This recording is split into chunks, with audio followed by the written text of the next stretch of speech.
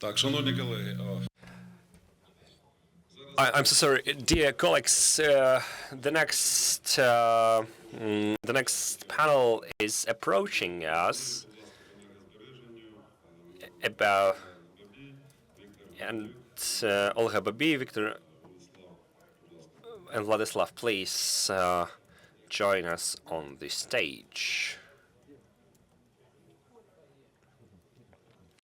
Our guests Hanna Zamazayeva, Olga Babi, and Viktor Humenyuk.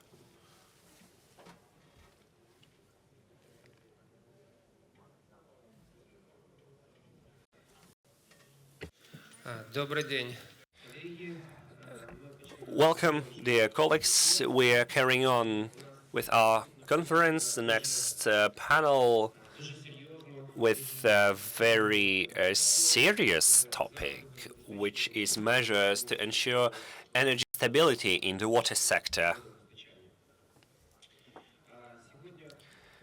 Today, there are two speakers famous in the industry: Olga Babi, former director of Bila Cerkov Voda, and nowadays an advisor to the secretary of the National Council of Safety and Defense, and vice president of Укрводоканалекологія.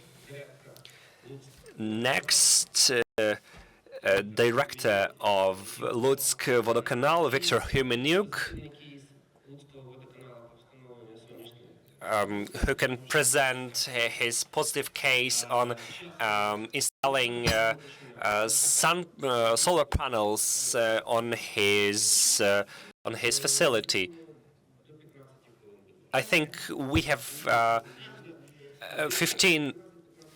12 to 15 minutes at maximum. So, hello to everyone. I think that those who stayed with us are interested in this topic. However, this question is crucial, even though the question was not mentioned by many.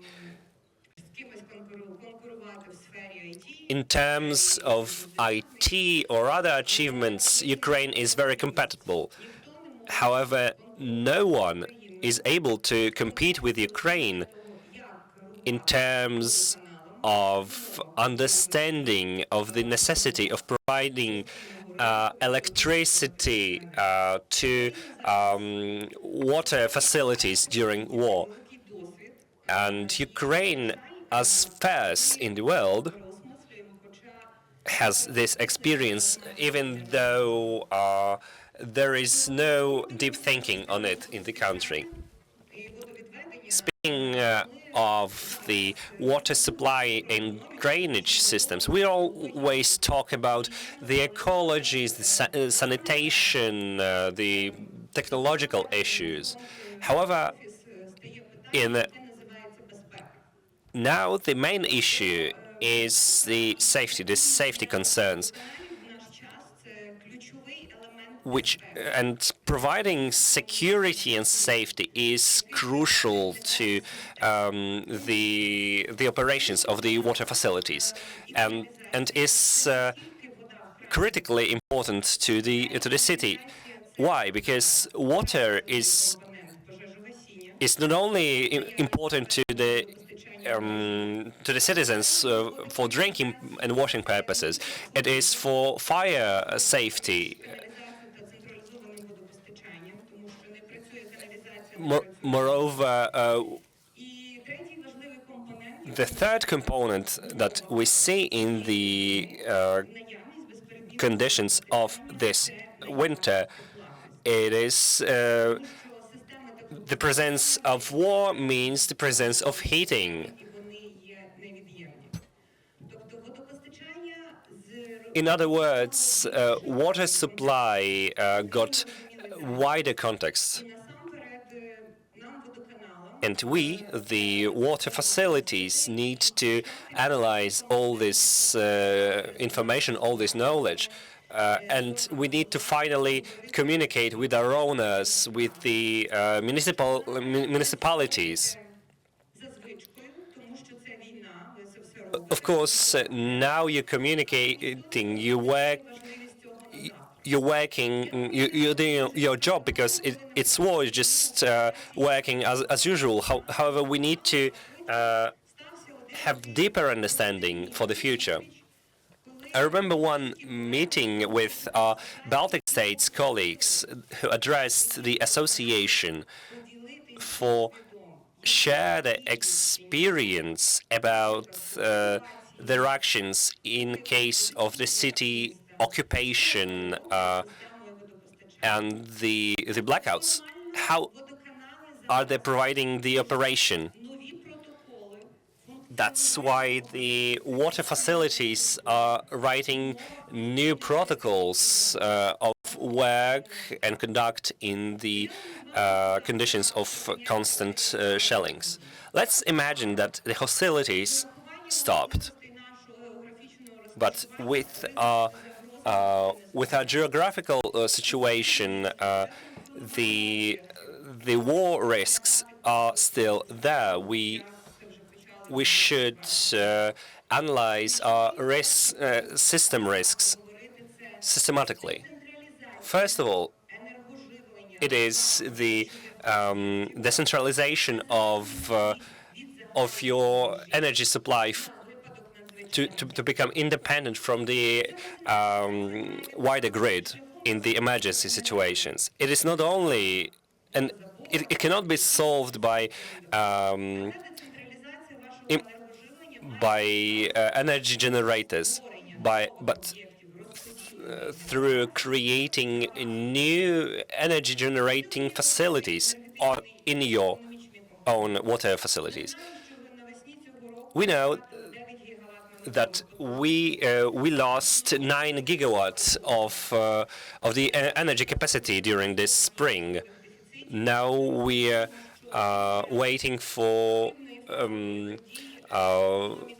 first shortages to appear during the winter. That's why you need to have a complex assessment on your energy supplies in order to create new decentralized energy systems. And it's going to be better to picture that through a few examples. First is identifying our consumption and the sources where we're buying the energy from. Unfortunately, we're going to live in a constant shortage without any understanding of where could we possibly take energy from. We have a plentiful of possibilities on water facilities objects that we could use.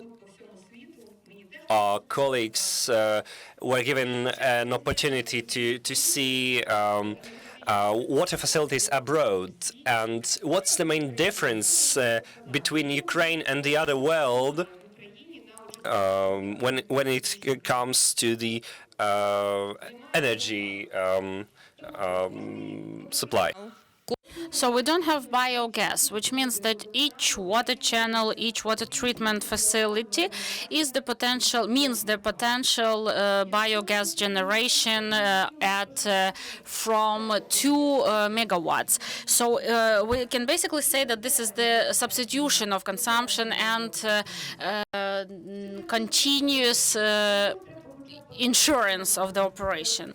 So we need to Start with analyzing and the situation and starting talking to donors. We know that now Ukraine has tremendous support from donor organizations, from other partners, in terms of supporting the construction of the gas distribution system.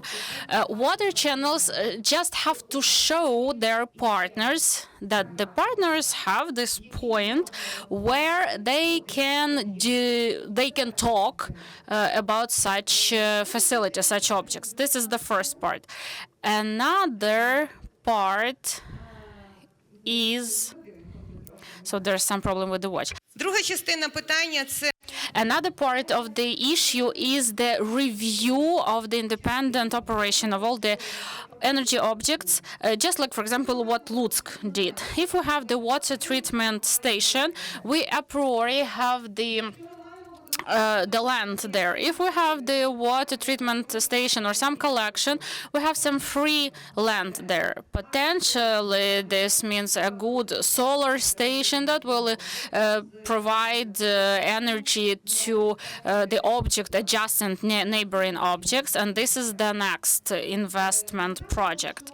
We also, yes, we say that this is what can be done, but you all have to realize that there's the huge responsibility on you, the safety, which is not only consistent of water in taps. Now there are three components.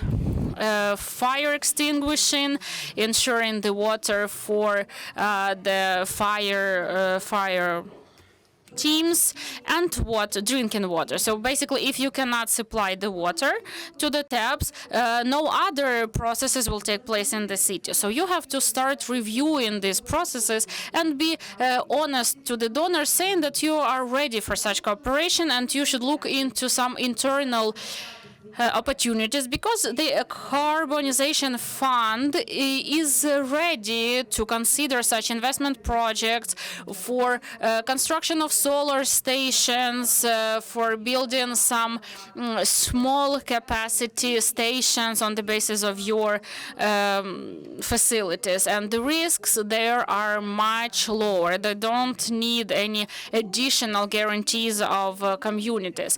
So what I wanted to say is start thinking about the future now, review what's happening with us, and start creating the new ecological system of water generation and distribution, which later on will be an example for all the other countries that are now deeply learning our experience of operation in the condition of war and constant risks.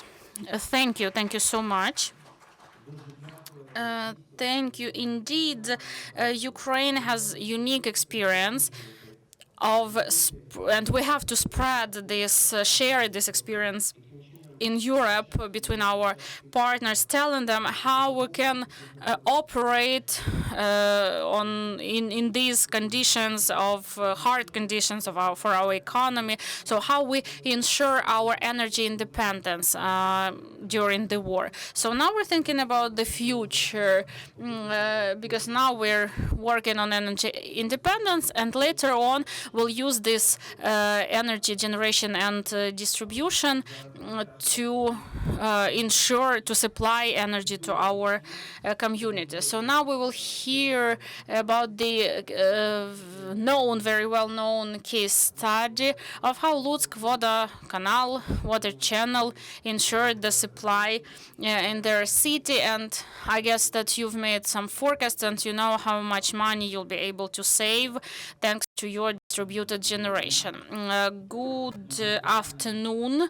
The issue of our own energy potential and capacities, in terms of this issue, we are unique because we have our water channel is unique. We started thinking and calculating even before 2022. And now we assess our internal capacity of our company as about 6 megawatts, of which 5 megawatts is the photovoltaic and 1 megawatt is due to biogas. When it was time of changes, Okay, so let me show you that on the slides. So we, before 2022, we had some plans of investment activities. We were planning something, we were relying on something, but in 2022, that's what our company now calls the new reality, because the number of challenges highly increased, and now water channels are talking about energy resistance, energy independence due to the internal energy. Why do we call it a new reality? Unfortunately, at the legislative level, all those issues of operation of water channels are not regulated, because this is not our responsibility to do that, but this is the requirement of time. And so now in our company we're using this model of what we need to do, how we can achieve good results quicker. So we have identified our problems. We had a lot of time before 2022. We had a lot of time to think through, to elaborate, to raise funds, to search for money. But that journey was long. If we talk about those energy projects, water treatment projects, they are expensive and they're time-consuming. As of now, not only the number of problems increases, but also the number of challenges and the demand for new approaches. And the requirement, the demand for the money also increases. But time is the criterion we can use to judge the efficiency of the project. So we're searching for all the possible approaches to make the project as short as possible. And as of now, even the Ukrainian laws can stipulate the possibility for reducing the time. For example, our own generation, this is the project of 0.6 megawatts, but there was not a problem. We could have had 2 megawatts. It was okay for us, but at some point we decided to stay on this 0.6 megawatts. What's unique about this project? From the decision making till the start of the station operation, it took only 4 months. When we were meeting different financial institutions, donors, their procedures anticipated 5 years from the period, from the decision making, including all the bidding procedures, installations, negotiations, all that. So 5 years is the minimum, the shortest period. We met with the Korean partners who wanted to help us. When I asked them about the time, they said that unfortunately we will start working only in 2027. Of course, we shouldn't even discuss such projects if the implementation period is unbelievably long, and we can be clear if its project will be still relevant even in 2025. So we've analyzed all the ways for us to reduce that timing. At first we wanted to do that in 3 months, but due to certain adjustments, we stopped on 4 months from the start of the implementation. During this period, we've settled and handled all our financial procurement issues, everything else. And on the 4th month, the station is officially working, functioning. It has all the documents, all the contracts, everything is fine there. But I'd like to talk about the barriers to the project's implementation. We have many projects. We work with biogas, but for example, we weren't searching for money actively for biogas because we thought that without the reconstruction of treatment facilities, we cannot we cannot have efficient biogas projects. Without the reconstruction of the treatment facilities, at least in terms of the mechanic treatment, those biogas projects are not realistic. So during 1 year, we found the money, and we'll have this project implemented at the level of 90% for a year, during a year. So next year we'll only have the construction works. It only takes us a year. So next year we'll search for investments, not necessarily the donors, because the projects will be repayable, and it will take about 5 years without consideration of heat energy that we can give someone, but we have no one to hand over to. So definitely there are barriers that will stop all this activity. I'm not saying that it's easy. There are some barriers that blocked all our energy efficiency and all our opportunities. So the first containment is the tariff restriction. If we don't settle this issue on the economy, it will be very hard to start the project when you realize that you cannot afford having this loan or cannot give some warranties, because now we have 30% of expenses for the operational activities, and we want to take more loans for the energy efficiency projects. Another point is the requirement of all the banking institutions, both Ukrainians and the IFC. We have to find the economic effect of the project. So what can be the economic effect of the water treatment facilities reconstruction? We will have that effect, but we don't have to take it as the main goal. So, for example, when we're making the project for reconstruction of water pipeline, for example, the banks require us to find to set the economic results. And we have those requirements from the National Bank, from other banks. And when we have a lot of expenses, it can be very hard to find that economic effect. Only now we have some rare cases when we work with the banks and they give us loans even though we have the high expenditure level. Another point is the active project management systems. The whole system that all financial institutions ask for is the issue of raising money, of intervention of the governments, of self-governance, of some technical advisors, support, etc. This whole process lasts years. And water companies, while water companies have people in place who know what to do, but unfortunately this bureaucracy takes a year or two when we just talk about that. We just discuss, but then we have to conduct the bidding.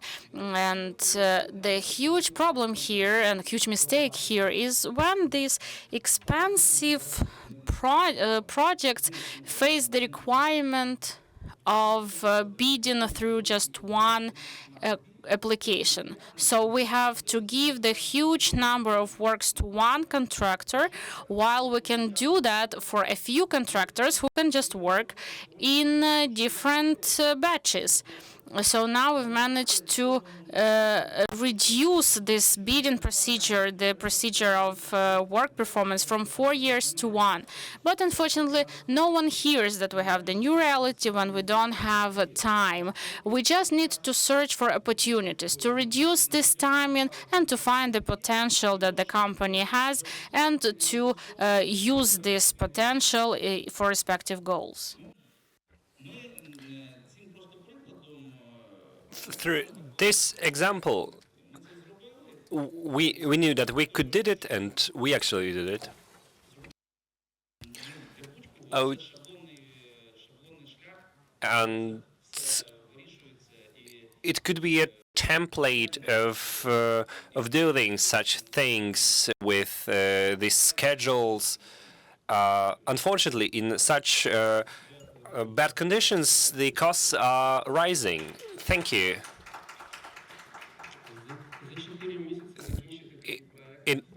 completing such a project in 4 months is a huge achievement. But tell us, 4 months. You told us that it could last for 2 years. What technical challenges you faced during the project realization, and what errors, what mistakes you'd omit the next time? I was actually analyzing this question, what was done wrong? And the answer is everything was just done right. No mistakes were done. We always try to get ahead for 2 steps. What could be possible trap for us? And this allowed us to prevent having any problematic thing that required a rapid change. No legal questions, no financing questions, no technical questions. Just no mistakes were done. And the September, the final phase, it gave us plus 14, plus 16 of energy generation, comparing to the to the plants in the first place. An excellent project manager with us today, Miss Olga. Could you please tell us something about the financial instruments to be used in decarbonization projects?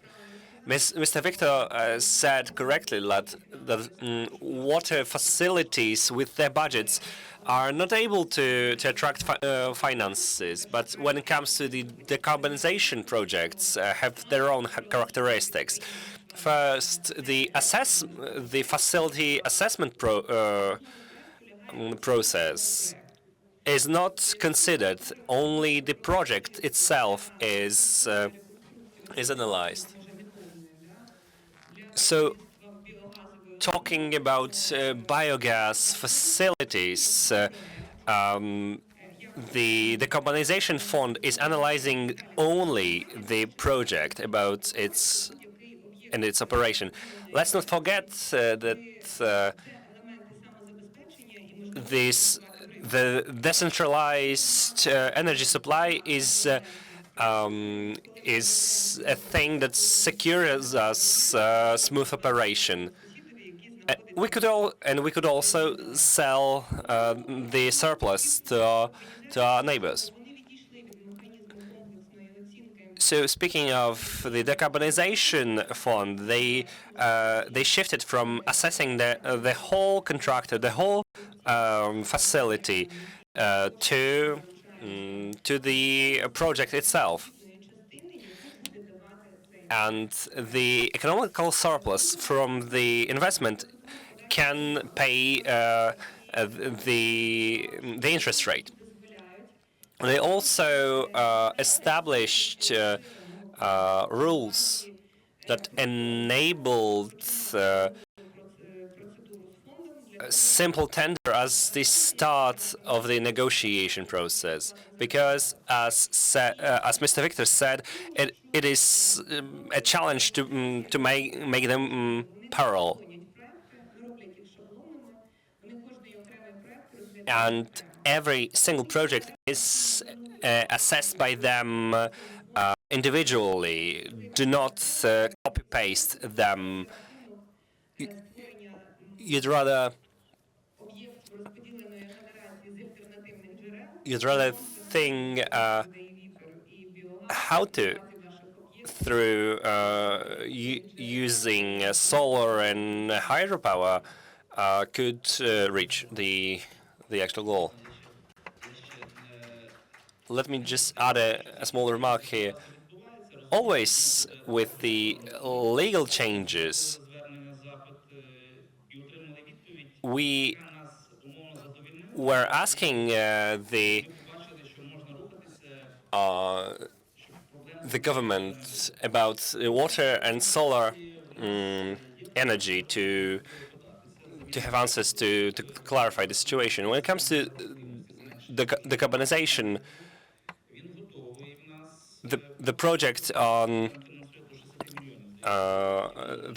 on reducing the energy consumption is ready. The cap on the project is actually 60 million.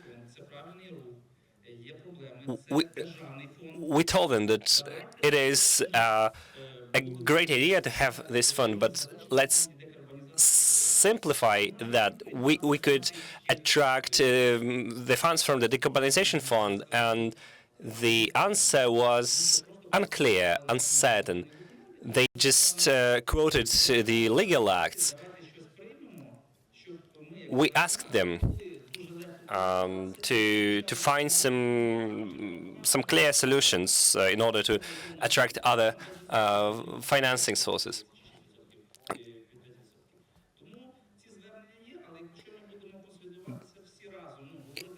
While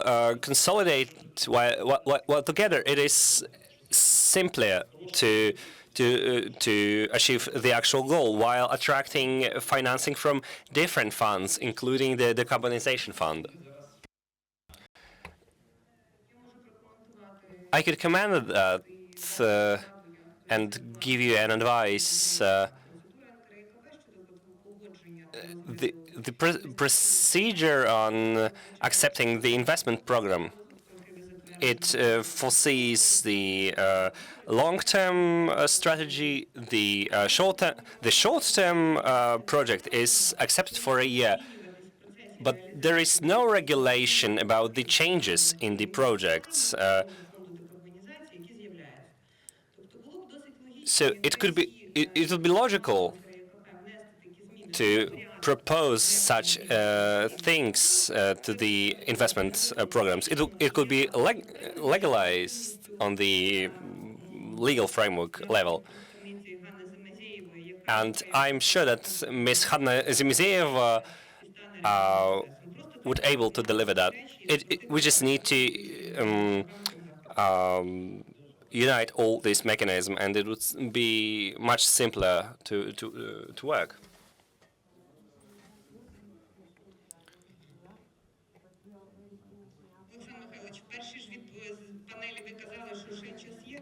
Mr. Alexander, you told us that we had more time, so we're sticking to that. Mr. Dmitro, 2 short questions. Did you consider accumulation? And according to the solar energy, we had a strategy on attracting private investments. We had some delays while working with the state commission. We started the tender, but we refused because we did the math, and I understood that somebody is making huge money here. Regarding this project, no accumulation was planned because the main idea was to consume all the energy that is produced.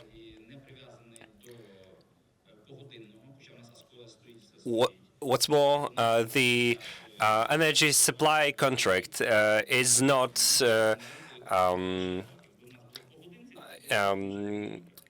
connected to the hours of using the energy. Now we're considering the accumulation solution in the next investment. Maybe then accumulation would be implemented. In that project, accumulation was not planned, and actually it would be redundant. There was just no need, because with these energy prices, because the price of the energy that we're giving to the grid and taking it back is basically the same.